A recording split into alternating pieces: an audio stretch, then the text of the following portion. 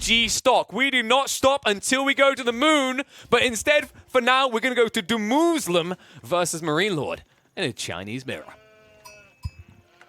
Oh, lots of additional subs coming in right now. Porters in the chat, thank you very much as we're about to start.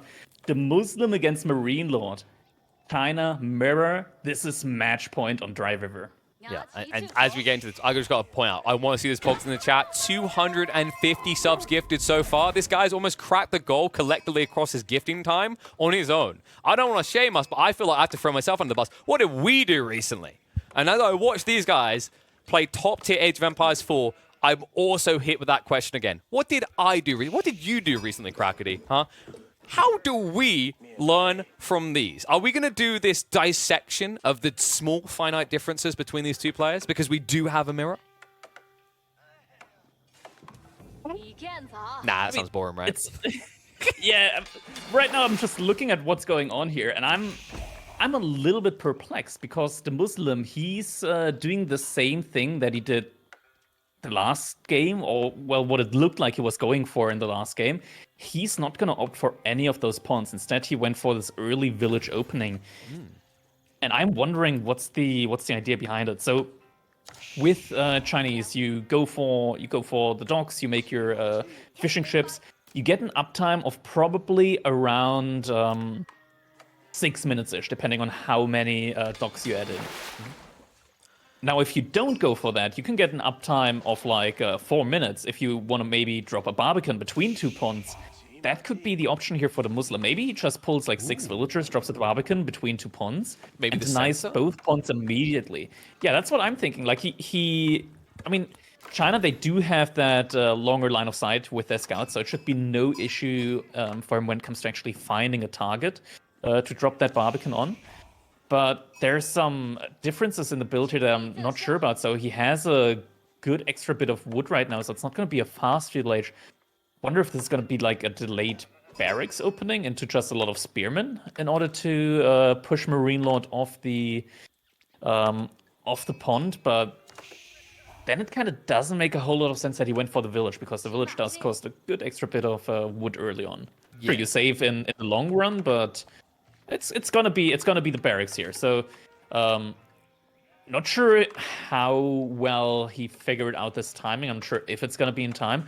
Looking at the resource from MarineLorD right now, it does look to be reasonably well timed, but MarineLorD, he might just as well add a barracks at one point himself, since he does have a lot of villagers on wood right now. He could probably afford that reasonably fast, and he already has like two fishing ships out right now. I think the cool thing for him, and this is an interesting thing in the Chinese mirror, right, is like he can now sustain spearman pushes more easily in DeMusliM as he adds in these fishing boats, right, to supplement his eco. And the cool thing about being the Chinese is that supervision. You're seeing it from DeMusliM right now, but he's doing what I call surge transitions, right? Like this is where, for small amounts of time, you can remain maximum efficiency with your building, right? You can pump non-stop, but you are very quickly going to hit a point where you can't sustain that constant pump, especially if you now start to scale as we move into 4 or 5 minutes in the game and you go, say, 2 Raxes instead. Yeah, also interesting. Okay, so MarineLorD opted for another barracks of his own, so now he has a barracks as well. He can make spearmen as well. And DeMusliM behind this actually opted for a second Imperial official. So he has 2 Imperial officials right now, is able to boost up 2 buildings at the same time. MarineLorD is now massing a couple of spearmen in his own base, but behind this, as you said, DeMusliM, he waited, and he got his food economy set up enough to where he's able to constantly produce those spearmen. I say constantly as he has a little bit of idle time on the production. Now that's my point, though, right? Like, when you're doing what he's doing compared to what MarineLorD's doing, on a delay, MarineLorD should be able to sustain spearman growth. Yeah.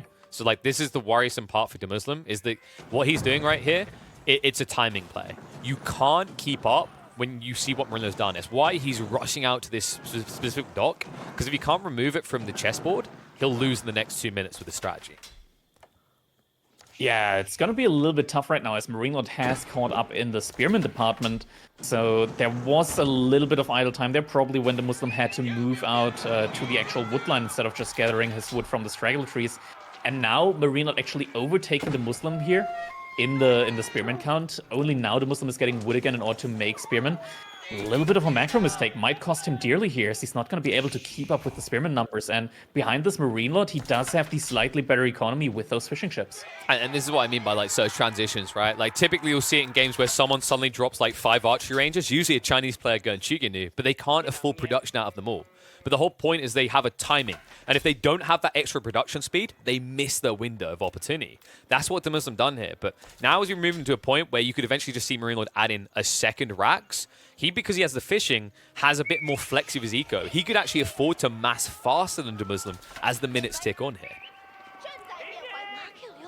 Yeah, more and more spearmen now coming out from both players. MarineLorD, this is all going to be like game one between BC and Recon. It's going to be a micro fest. Whoever micros better in that situation and manages to kill more spears from the opponent and actually is going to be able to take control here, is going to be able to win the game. The question right now that I'm asking myself is, what is DeMusliM going to do behind this? He does have a lot of gold in the bank. He could potentially just stop producing for a minute and go up, and then he's getting the tech advantage and might be able to win a fight like that.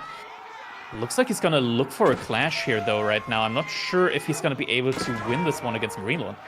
Headbutt straight away at the beginning of the fight. The scout even joins in. You remember, he can tank and back away quickly as long as MarineLorD is paying attention. And you notice he's actually faltering on the flank here. Needs to be careful. DeMusliM now looking for the envelopment. He does get the scout on the exit. MarineLorD maybe regrets taking that fight a bit prematurely here. DeMusliM now building that spearman lead and pushing into the dock. Yeah, coming out of the stealth forest there, unseen by MarineLorD since he lost the scout. And now we see another fight here coming out, but this one arguably looked a little bit better for MarineLorD. There's a lot of low HP spearmen here, as most of MarineLorD's spearmen still look somewhat healthy.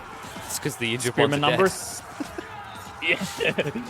Spearman numbers slightly in favor now for MarineLorD, and it looks like this might be a fight that MarineLorD ultimately takes, as he's still rallying more and more spearmen in there. And yeah, that's a decisive win here for MarineLorD on the spearman front. That was really good from MarineLorD. The way that kind of played out, DeMusliM was trying to go for that flank attack again, right? Where you essentially take out the side and then you envelop. The problem is he'd done it with a much weaker line. I think several injured spearmen actually took the left side of that formation. So MarineLorD instead beats him to that wraparound, right? At which stage it's just heavy casualties and you have to get out. Now, he did at least force the fire. That's going to force a little bit of idle time to repair up. But you can see the way it's impacted these tech up times, right? MarineLorD still matches his timing, but the difference is that he has got fishing that's boosting his eco further.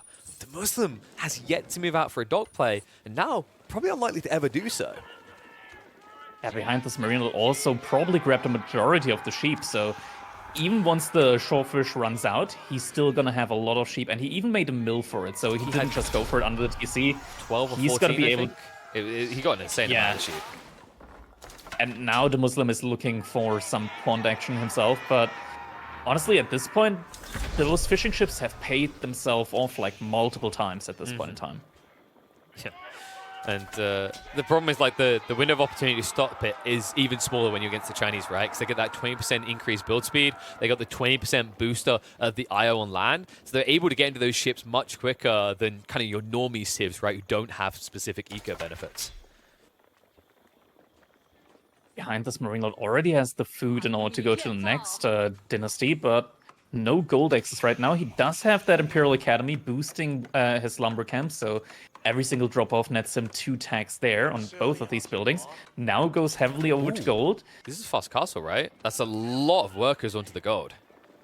I'm not sure if it's going to be Fast Castle or just Song Dynasty here soon in order to get Shuganu out, just because with Shuganu, the opponent is going to need horsemen. Horsemen are food heavy. And right now, DeMusliM, he probably doesn't have the greatest food economy since he never went over to the shoreline, or at least not early on to those ponds. Well, if we check the income per minute, like the interesting thing is like when you compare the food here, right? 5 workers compared to 16. Obviously, DeMuslim's going to have an edge, but you can just kind of see the potency of those fishing boats. Like that difference doesn't scream over double the villagers, right? It's still a large amount of gold income right now for MarineLorD. I'm wondering where he's going to get his... Okay, he went over to a second pond at one point in time, so yeah, that's where he's going to try and scale his economy further. Based on the delay. Sure, okay, he's getting some... Yeah, he's going to get some more economy upgrades. Not sure what exactly he's looking for. My best guess still is going to be Shuganu, just to get DeMusliM into a situation where he's going to need a lot of food in order to pump out horsemen. I don't think DeMusliM is going to be able to keep up with the Jugunu count, at least not at the moment from the looks of it, just because he already depleted his sheep, he depleted his berries, he's soon going to have to move out to deer. Yeah, that deer is not protected by this barbican. He only has one dock so far, and MarineLorD says, huh, irony. My turn to harass you on this. And right now, you can see the hesitation from Dimu. He doesn't know what's coming behind this. We see that Chuganu are being prepped. And you start to get that feeling like DeMusliM feels kind of just one step behind with each of these phases. How does he get 2 steps ahead? DeMusliM is going to be making an archer ship here. Doesn't quite have the gold for a demo ship. Now the spears actually went into a position where demo ship probably even doesn't get like full value out of it. But the archer ship definitely is going to get some value here. Archer ship comes out, is going to start firing upon those spearmen. DeMusliM still retreating. I think he could have probably just kept fighting there with the support of the archer ship, but not putting out too much DPS right now from the looks of it. That was awkward. The way those engagements happened, it felt like DeMusliM, he was kind of going for this wedge formation almost, right? The way his units were naturally kind of charging. So MarineLorD was eventually just waiting, turning with the engagement, and eventually just coming out with like 3 or 4 extra strikes per round of like, engagement, right? So that's why when you look at the spearman count, even with the assistance of the archer ship, DeMusliM isn't ahead. And in fact, now he probably feels further behind. He sees the first Chuganu hit before his arrive. In fact, that's going to be 4 in the field before DeMusliM even hits his first. And we're still talking about a 2-dock versus 1. DeMusliM once again coming in, just 1 step behind the build. I don't know, man. The more I watch this, Crackedy, like, this is the worst feeling. When you're doing the exact same thing, this does feel like insanity because you're doing it on a delay. There has to be a point where you do something different or you'll always remain behind. Yeah, something else that's really annoying here for DeMusliM, or at least it's gonna be annoying here as the game goes on. He had a perfect wood line to drop his Imperial Academy in order to cover both wood lines. But because he went out to the berries early on, instead of just dropping the mill right next to his TC, he instead had to place that Imperial Academy next to his mill. And now that Imperial Academy for a long time isn't going to get him any bonus tags, or at least not from any economy buildings, only his military buildings. Problematic. And, the way I see these fights going, that archer ship that kind of saved the day is now just another investment that DeMusliM has made somewhere where a fight is not going to be forced. We mentioned the deer and how exposed they are as Chuganu now start to move in. DeMusliM just making sure that the deer partially cannot be pushed away, but then ensuring that they run for their lives. Clash is going to come out. Chuganu mass is more or less even. The spearmen are paying a lot of attention, and look at the difference here. MarineLorD, he ignores the spears with his archers, and he takes out the strong arm of Dimu. Yeah, this is huge for DeMusliM right now because he actually grabbed the Pierce defense upgrade before MarineLorD, and that makes a huge difference against the Jugunu.